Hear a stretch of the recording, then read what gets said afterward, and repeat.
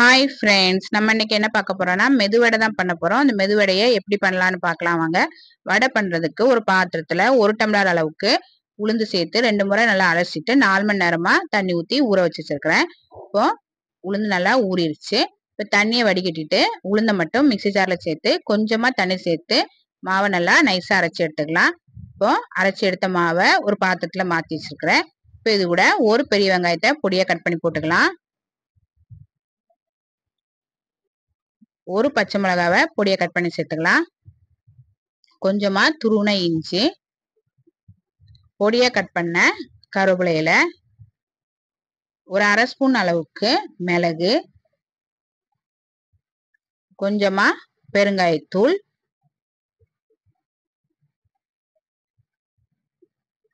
தேவையான அளவு உப்பு,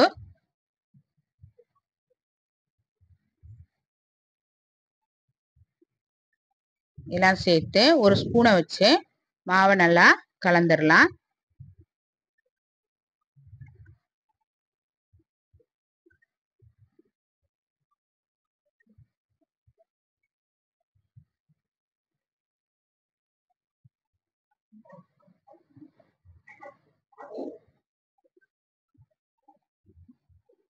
இப்போ ஸ்பூனை வச்சு நல்லா கலந்தாச்சு.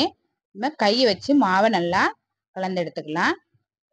இந்த மாதிரி மாவை நல்லா கலக்கும் போது காத்து உள்ள போய் வடை நல்லா மெதுமெதுன்னு இருக்கும்.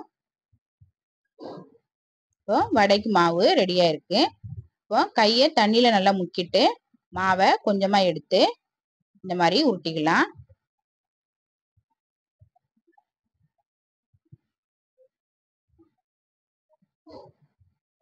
இந்த மாதிரி உருட்டிட்டு மத்தியில ஒரு ஓட்டை போட்டுக்கலாம்.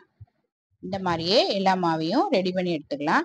அடுப்புல கடாய் வச்சு எண்ணெய் ஊற்றி எண்ணெய் நல்லா சூடானதும் அடுப்பை மிதமான தீயில வச்சுட்டு ஒவ்வொரு வடையா எண்ணெயில போட்டு பொரிச்சு எடுத்துக்கலாம்.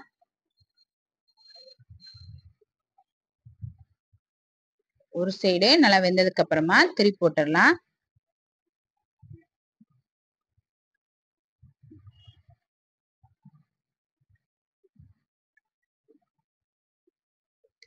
ரெண்டு சைடும் நல்லா வெந்ததுக்கு அப்புறமா எடுத்துடலாம்.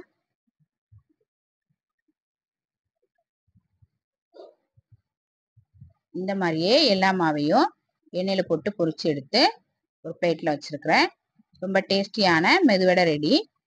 ஈவினிங் டைம்ல டீ காஃபியோட சேர்த்து சாப்பிட்றதுக்கு ரொம்ப நல்லா இருக்கும். ட்ரை பண்ணி பாருங்க. பிடிச்சிருந்தா நம்ம சேனலுக்கு லைக் பண்ணுங்க, ஷேர் பண்ணுங்க, கமெண்ட் பண்ணுங்க, சப்ஸ்கிரைப் பண்ணுங்க. கூடவே பெல் பட்டனை பிரஸ் பண்ணுங்க. தேங்க்யூ.